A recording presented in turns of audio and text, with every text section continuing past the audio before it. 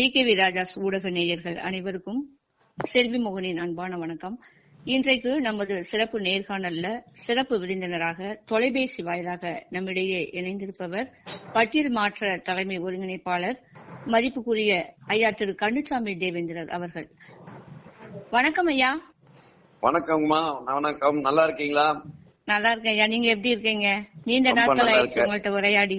ஆமா, ரொம்ப நல்லா இருக்கிறேன். முதலாவதாக டிகேவி ராஜாவினுடைய சிறப்பான பணிக்கு என்னுடைய வாழ்த்துக்கள். அந்த நேயர்களுக்கு என்னுடைய வணக்கத்தையும் நன்றியும் தெரிவித்துக்கிறேன்.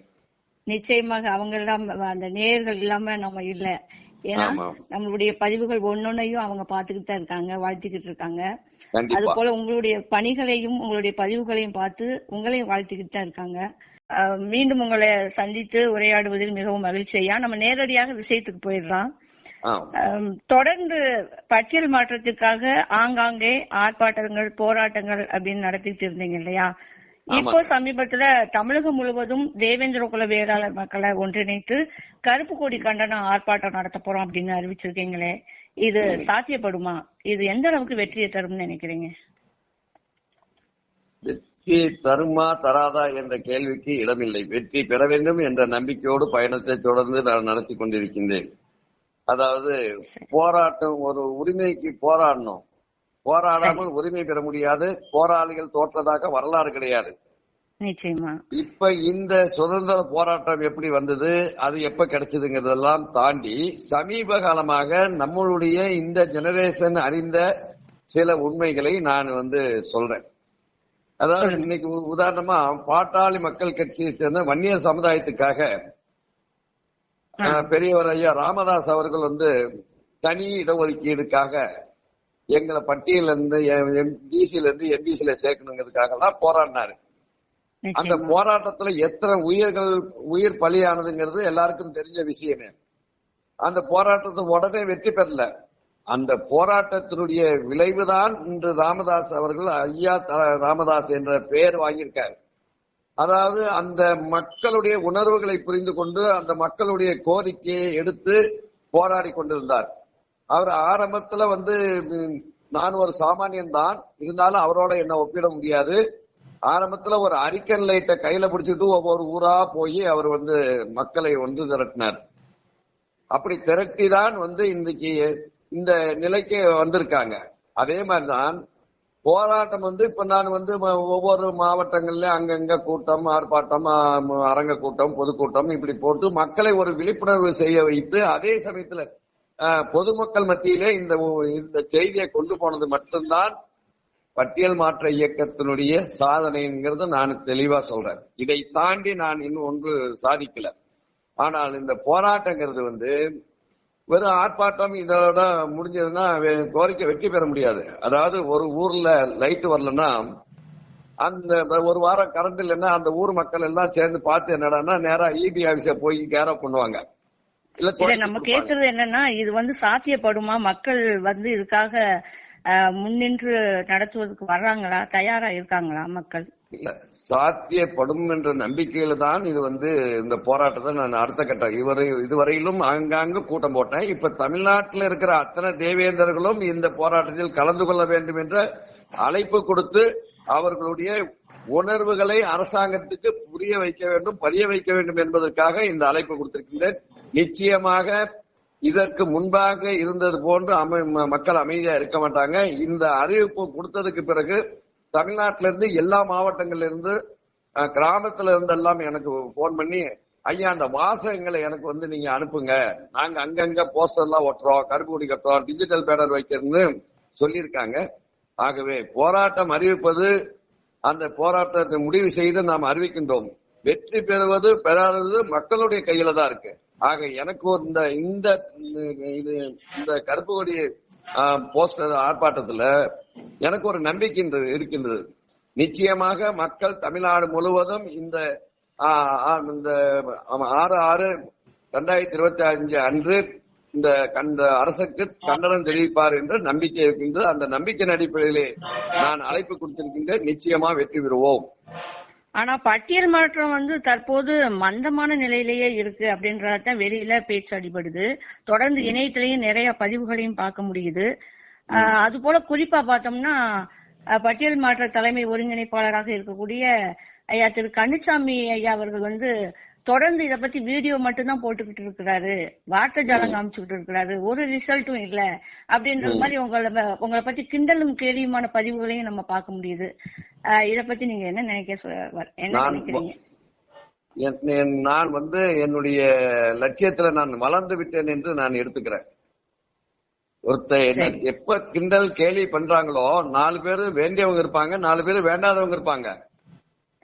அது 4 பேர் அது வேண்டாதவர்கள் கிண்டல் கேலியும் பண்ணத்தான் செய்வாங்க. நான் கூட பாக்குறேன், இத போட்டு முடிச்ச உடனே அது ஒரு கமெண்ட்ஸுங்களை எல்லாம் பார்ப்பேன். இவரு பேசிக்கிட்டே இருப்பாரு ஐயா, ஆனா ஒண்ணு நடக்காது அப்படின்னு அவங்க கமெண்ட்ஸ் எல்லாம் வரும்.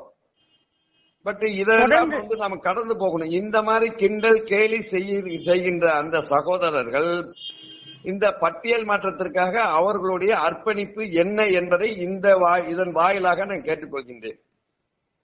நான் சமைச்சு வைக்கிறேன், அம்மா சமைச்சு வைக்கிறாங்க, தட்டுல போட்டு வைக்கிறாங்க, சாப்பிடுறது யாரு? பசிக்கிறவங்க தானே. நிச்சயமா நிச்சயமா. அத நீங்க செய்யலன்னா அதுக்கு நான் பொறுப்பாக முடியும். நான் என் கடமையை நான் செய்யறேன். நான் இந்த பட்டியல் வெளியேற்றத்தை வென்றெடுக்கணுங்கிறதுக்காக என் சக்திக்கு நான் ஒரு சாமானியன் தான், நான் ஒரு தலைவர் கிடையாது. நான் இந்த சமூகத்தை ஒருங்கிணைக்க வேண்டிய ஒருங்கிணைப்பாளர் தான். அந்த கடமை நான் சரிவர இதுவரையிலும் செய்து கொண்டிருக்கின்றேன். மக்களுடைய ஒத்துழைப்பு இருந்தால் நேற்று என்பதை நாளைக்கு செய்ய வேண்டியதை இன்னைக்கே முடிக்க முடியும். ஆனா மக்கள் ஒத்துழைப்பு வேணுங்கிறதுக்காக தான் இந்த முறை தமிழ்நாடு ஃபுல்லா மக்களுடைய உணர்வுகள் எப்படி இருக்கின்றது, இந்த போராட்டத்திலே இந்த பட்டியல் மாற்ற விஷயத்திலே மக்கள் ஆர்வம் எப்படி இருக்குங்கிறதுக்காக தான் இப்ப தமிழ்நாடு தழுவிய இந்த ஒரு கண்டன ஆர்ப்பாட்டத்தை, இந்த கண்டன போஸ்டர் வச்சிருக்கிறோங்க. அதனால மக்களை நம்பித்தான் இதுல இறங்கியிருக்கீங்க அப்படின்றத 100% மக்களை நம்பி இறங்கியிருக்கின்றேன். நான் ஒரு தனி மனிதனுங்க. சரி, வாத்தியார் பாடம் சொல்லி கொடுப்பாரு, இல்ல வாத்தியார் பாடம் சொல்லி கொடுப்பாரு, படிக்க வேண்டியது அந்த குழந்தையினுடைய பொறுப்பு தானே. நீ பாட்டுக்கு பாடம் நடத்தியா, நான் பாட்டுக்கு சீரியல் பாக்குறேன்னு செல்ல ஓபன் பண்ணா யாருக்கு என்ன செய்ய முடியும்? வாத்தியாருக்கு நஷ்டம் கிடையாது, அந்த மாணவனுக்கு தான் நஷ்டம். இது ஒட்டுமொத்த சமுதாயத்தினுடைய பிரச்சனை. Not only for Kannusamy one of the இந்த சொசைட்டி. எல்லாரும் ஒன்றிணைந்தாத்தான் ஒரு காரியத்துல வெல்ல முடியும் அப்படின்றது எல்லாருக்குமே தெரிஞ்ச ஒரு உண்மை. அடுத்தத பார்த்தோம்னா பட்டியல் மாற்றத்தின் அந்த யாத்திரைக்கு யாரெல்லாம் கூப்பிடலாம் அப்படின்னு திட்டமிட்டு இருக்கீங்க நீங்க? நான் இந்த பட்டியல் யாத்திரைக்கு முன்னோட்டமாக தான் இந்த போராட்டத்தை நான் அறிவிச்சிருக்கிறேன். மக்களுடைய உணர்வுகள் எந்த அளவுக்கு இருக்கின்றது, எந்த அளவுக்கு ஆதரவு கொடுக்கறாங்க அப்படிங்கிறதுக்காக தான் இதை வைத்துதான் நான் ரத யாத்திரைக்கு நான் டேட் பிக்ஸ் பண்ணணும். அந்த ரத யாத்திரைக்கு தேவேந்திரகுல வேளாளர் சமுதாயத்தினுடைய 7 உட்பிரிவுகளை ஒருங்கிணைத்து தேவேந்திரகுல வேளாளர் என்று சட்டமாக்கி டிக்ளேர் பண்ண கன்சராஜா வர்மாவனுடைய அந்த பரிந்துரையை ஏற்று எடப்பாடி அவர்கள் மத்திய அரசுக்கு அனுப்பி பரிந்துரை செஞ்சாரு. அதை பாராளுமன்றத்தில் வச்சு பாஸ் பண்ணும் பொழுது தமிழ்நாட்டை சேர்ந்த தேவேந்திரகுல வேளாளர்கள் மக்களுடைய வாக்கு வங்கியை முழுமையாக பெற்று பாராளுமன்றத்தில் அமர்ந்திருக்கின்ற 39 பாராளுமன்ற உறுப்பினர்கள், அதாவது திராவிட முன்னேற்ற கழக கூட்டணியில் உள்ள 39 பாராளுமன்ற உறுப்பினர்கள், அதுல திமுக, காங்கிரஸ், விடுதலை சிறுத்தை, கம்யூனிஸ்ட், இவங்க இத்தனை பேர் நம்ம ஓட்டு போட்டிருக்கோம். ஆனால் அந்த தீர்மானம் வரும்போது எல்லோரும் வெளிநடப்பு செய்தார்கள். யாரும் விவரமே தெரியாத, தமிழ்நாட்டை பற்றி முழுமையாக தமிழ்நாட்டில் உள்ள தேவேந்திரகுல மக்களுடைய வரலாற்றை தெரியாதவர்கள் அந்த பாராளுமன்றத்தில் பாரதிய ஜனதா கட்சியை சேர்ந்த பாராளுமன்ற உறுப்பினர்கள் அதை பாராளுமன்றத்தில் வைத்து நமக்கு அந்த தேவேந்திரகுல வேளாளர் என்ற வரலாற்று அந்த இதை நமக்கு சாதனையாக்கி உலகமுள்ளா பறைசாற்றிய அந்த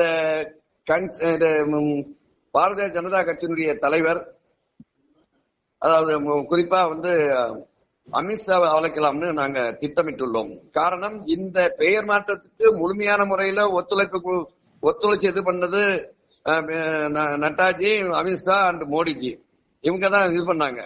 ஆகவே சரிங்க, பிஜேபிய மட்டுமே நீங்க தூக்கி வச்சு பேசிக்கிட்டே இருக்கீங்க. அந்த கட்சியில தான் நீங்க பயணிக்கிறீங்க, எல்லாருக்கும் தெரிஞ்ச விஷயம்தான். ஆனா அவங்கள மட்டும்தான் கூப்பிடணும் அப்படின்றதுதான் உங்களுடைய முடிவா இருக்கு. இது எதனால? இது நல்ல கேள்வி.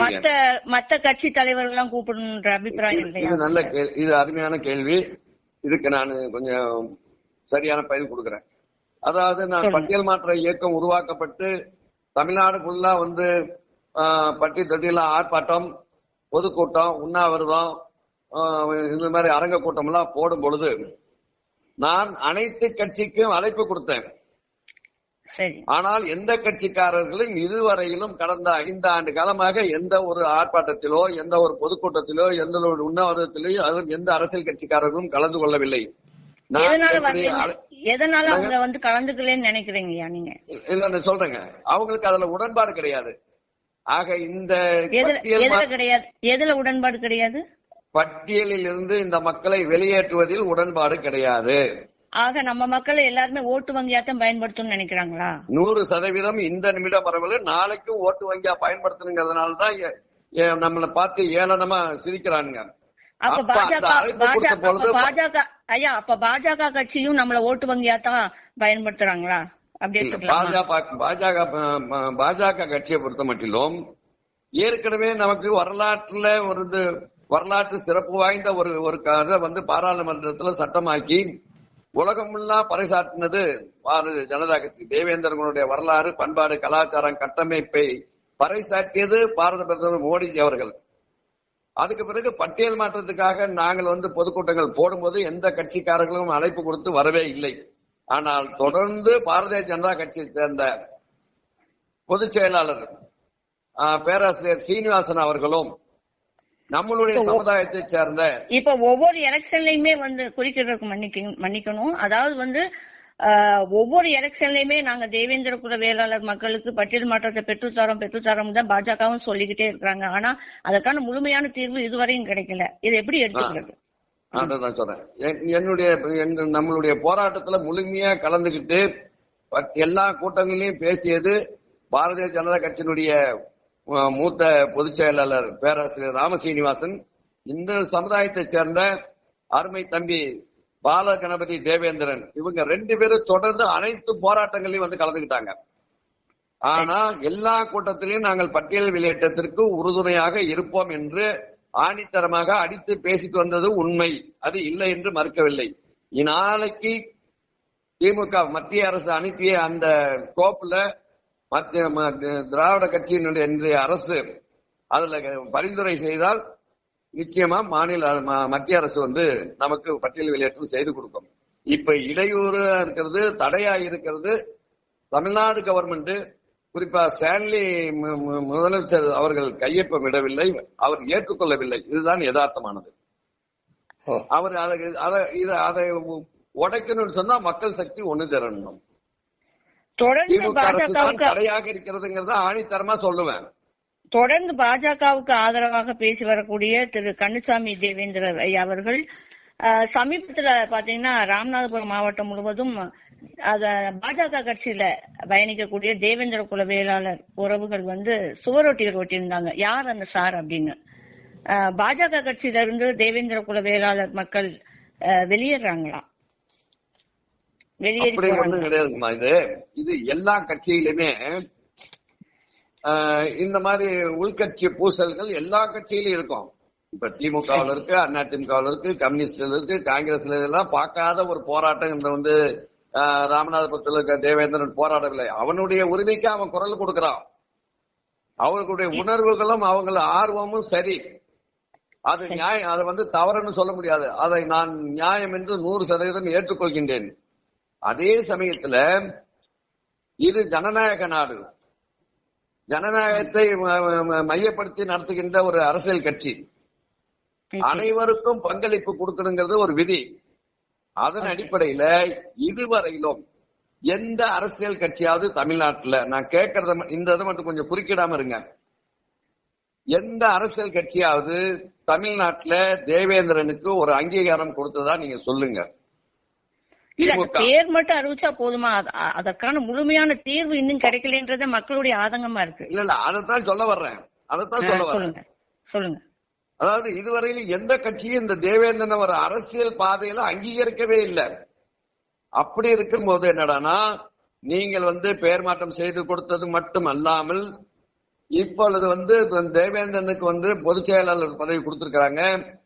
ஏறக்குறைய அதுக்கு முன்னதாக புரட்சி கவிதாசன் பொதுச் செயலாளர் இருந்தாரு, துணைத் தலைவராக இருந்தாரு. இப்ப நம்மளுடைய தேவேந்திரர்கள் 5-6 பேர் மத்திய அரசு துறையில் பொறுப்புல இருக்காங்க. அப்படி இருக்கும் பொழுது என்னன்னா, இந்த தேவேந்திரர்களுக்கு ஒரு அரசியல் அங்கீகாரம் எம்ஜிஆருக்கு பிறகு தமிழ்நாட்டில் ஒரு அரசியல் அங்கீகாரம் கொடுத்தது பாரதிய ஜனதா கட்சி மட்டும்தான். கம்யூனிஸ்ட் கொடுக்க கிடையாது, காங்கிரஸ் கொடுக்க கிடையாது, அதிமுக கொடுக்க கிடையாது, இது திமுக கொடுக்க கிடையாது. ஆனால் பாரதிய ஜனதா கட்சியை பொறுத்த மட்டிலும் இங்க உள்ள கட்சியினுடைய பொறுப்புகளை பகிர்ந்து கொடுத்திருக்கின்றார்கள். அதுல நாம் எதிர்பார்ப்பது நம்மளுடைய மக்கள் தொகை அடிப்படையில் நம்ம எதிர்பார்க்கிறோம். சில இடங்கள்ல நம்ம பெருவாரியான மக்களா இருக்கோம். அதே மாதிரிதான் ராமநாதபுரத்துல பெருவாரியான மக்கள் தேவேந்திர குல மக்களும் மறவர் கலர் மக்களும் இருக்காங்க. அதனால எனக்கு ஈக்குவலா கொடுங்க அப்படின்னு கேக்குறாங்க. மற்ற சிறுபான்மை சமுதாயத்தை சார்ந்தவர்கள் அங்க இருக்கிறாங்க. அதனால என்ன ஆயிடுச்சுன்னா, அந்த பதவி போடும்போது என்னன்னா அந்த சில இது இருக்கதான் செய்யும். அதே சமயத்துல பதவி கொடுக்கறதுக்கு முன்ன அவனுடைய அரசியல் பயணம் எப்படி இருக்குங்கிறது அதையும் பார்க்குவாங்க. அதை பார்த்துதான் என்னடான்னா அங்க இது கொடுத்திருக்காங்க. அப்படி பார்த்துதானே இப்ப நம்ம தேவேந்திர சமுதாயத்தை சேர்ந்தவங்களுக்கு பொதுச் செயலாளர் கொடுத்திருக்காங்க, உதவி தலைவர் கொடுத்திருக்காங்க, மாவட்ட தலைவர் கொடுத்திருக்காங்க. எந்த கட்சியிலாவது இருக்குன்னு சொல்லுங்க. ஆக இந்த மாதிரி பிரச்சனைகள்லாம் பேசி தீர்க்க வேண்டியது. ஐயா எங்களுக்கு இந்த பதவி வேணும், எங்க ஏரியாவில் நாங்க இருக்கிறோம் அப்படி இருக்குன்னா போய் தலைமை கிட்ட போய் உட்கார்ந்து குறை நிறைகளை எடுத்து சொல்ல வேண்டியது அந்த ராமநாதபுரத்தில் உள்ள தேவேந்திரர்கள், பிஜேபி தேவேந்திரர்களுடைய கடமை. அவர்கள் இன்னும் சில விஷயங்கள்ல பக்குவப்படலைங்கிறத மட்டும்தான் நான் சொல்ல முடியுமே தவிர அவர்களுடைய கோரிக்கை தவறு என்று நான் சொல்ல மாட்டேன். அது முறையான அப்ரோச் இருக்குது, அதுக்கு ஒரு வழிமுறைகள் இருக்குது. எடுத்தோடனே போராடணும், உண்ணாவிரதம் உட்கார்ந்து இருக்கணுங்கிறதுலாம் அது சரியா சாத்தியப்படாது. அத ஒரு ஆரோக்கியமான அரசியலா வராதுங்கிறது என்னுடைய கருத்து. இப்ப கேளுங்க அடுத்தது. நிச்சயமையா. அதாவது சாதிவாரி கணக்கெடுப்பு பற்றி மத்திய அரசு தற்போது அறிவிச்சிருக்கிற நிலையில புதிய தமிழகம் கட்சி தலைவர் டாக்டர் கிருஷ்ணசாமி அவர்கள் அதுக்கு எதிர்ப்பு தெரிவிச்சிருக்கிறாரு. அதுக்கு காரணம் என்னவா இருக்கும்னு நினைக்கிறீங்க? டாக்டர் கிருஷ்ணசாமி கேள்வியே எனக்கு ஒவ்வொரு தடவையும் இப்ப நீங்க கேட்க ஆரம்பிக்கிறீங்க. வேண்டிய கட்டாயத்துல கால சூழ்நிலை தவறு இல்ல. நீங்க ஒரு மீடியாங்கிற முறையில நீங்க கேக்குறீங்க, அது தவறு இல்ல. பட் டாக்டர் கிருஷ்ணசாமி சாதிவாரி கணக்கெடுப்பை எதிர்க்கின்றார் என்பது தமிழ்நாட்டில் இருக்கிற அத்தனை பேருக்கும் தெரியும், அரசியல் கட்சிகளுக்கும் தெரியும். இந்தியாவில் எல்லா அரசியல் கட்சிகளும் எல்லாம் சாதியினரும் சாதிவாரி கணக்கெடுப்பு எடுக்க வேண்டும் என்று கோஷமிட்டு இருந்தாங்க. அதன் அடிப்படையில் இப்ப மத்திய அரசு சாதிவாரி கணக்கெடுப்பு எடுக்கணும்னு முடிவு பண்ணி டிக்ளேர் பண்ணிருக்காங்க.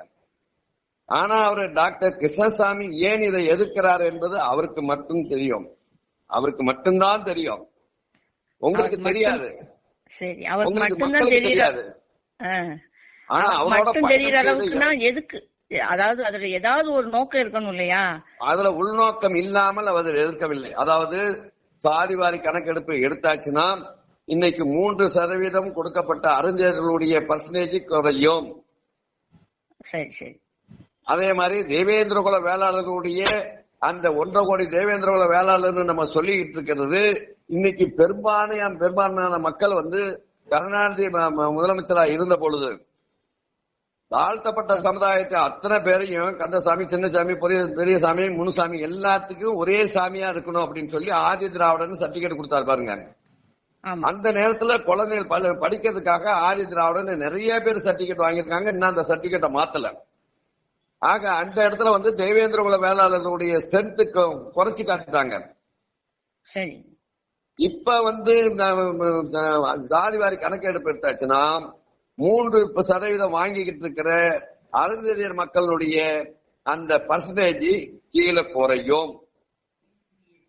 அதுதான் முக்கியமான காரணமா இருக்கு. இதுதான் உண்மையானது. அதாவது டாக்டர் கிருஷ்ணசாமி எப்படி போராடுவாரு, ஏன்னா அவரோட 15 வருடம் நான் அவரோட பயணம் செய்துள்ளேன். அவருடைய சிந்தனையும் செயல்களும் எப்படி இருக்கும் ஏற்கனவே சொல்லிருக்கீங்க, அவர்கிட்ட பயணம் பண்ணிருக்கீங்க. அவருடைய சிந்தனையும் செயலும் எப்படி இருக்கும்னு எனக்கு தெரியும். அவர் பட்டியல் மாற்றத்தை கையில எடுத்தாரு அப்படின்னு நேத்து கூட ஒரு சிலர் தான் பேசிட்டு இருக்காங்க. நான் மறுக்கல, பட்டியல் மாற்றத்தை மட்டும் கையில் எடுக்கல. 10 கோரிக்கைகளில் அது ஒரு கோரிக்கை.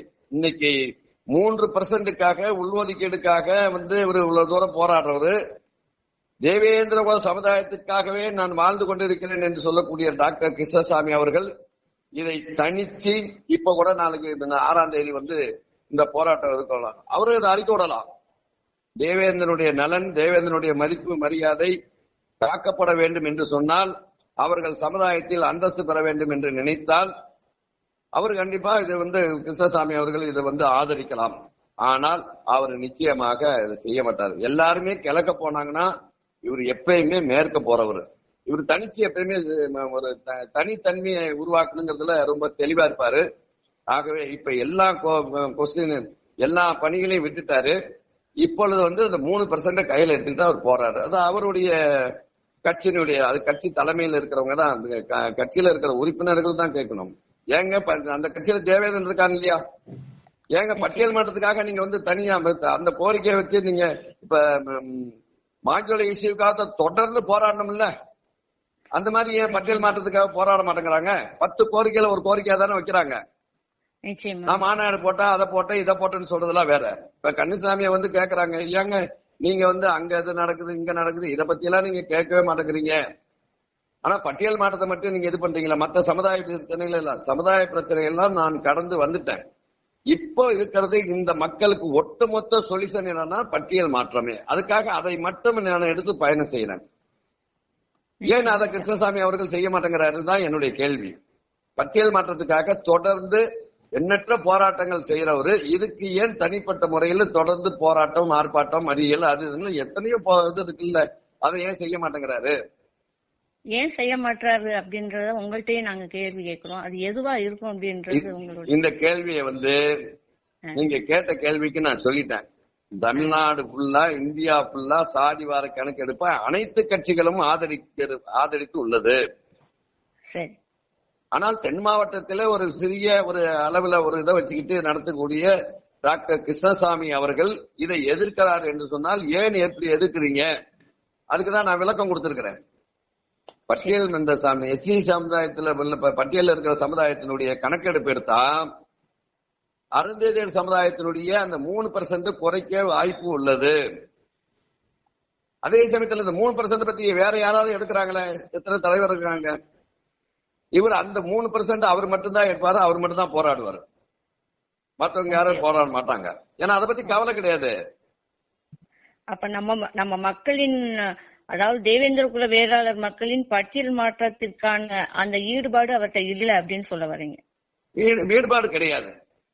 உள்ளதை உள்ளபடி சொல்லணும்னு சொன்னா, பட்டியல் மாற்றத்தை அடைய வேண்டும் என்று டாக்டர் கிருஷ்ணசாமி அவர்கள் மனம் வைத்தால் எல்லா அமைப்புகளையும் எல்லோரும் சேர்ந்து பெரிய அளவில் ஒரு பெரிய போராட்டங்களை எல்லாம் நடத்தினா பட்டியல் மாற்றம் சாத்தியம்.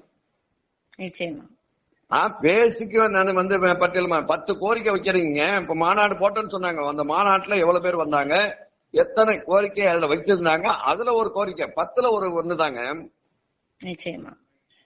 அப்ப எப்படி 10 கோரிக்கை வச்சாங்கன்னா 4 கோரிக்கை சக்சஸ் பண்ணியாச்சுன்னா அவ்வளவுதான், சக்சஸ் சொல்லிடுவாங்க.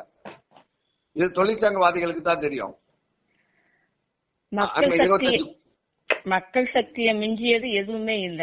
மக்கள் ஒன்று திரண்டு வெளியில விழிப்புணர்வோடு போராடினாங்கன்னா நிச்சயமா நமக்கு பட்டியல் மாற்றம் கிடைக்கும் அப்படின்றது உறுதி. அன்னைக்கு எந்த தலைவரும் தேவையில்லைங்க.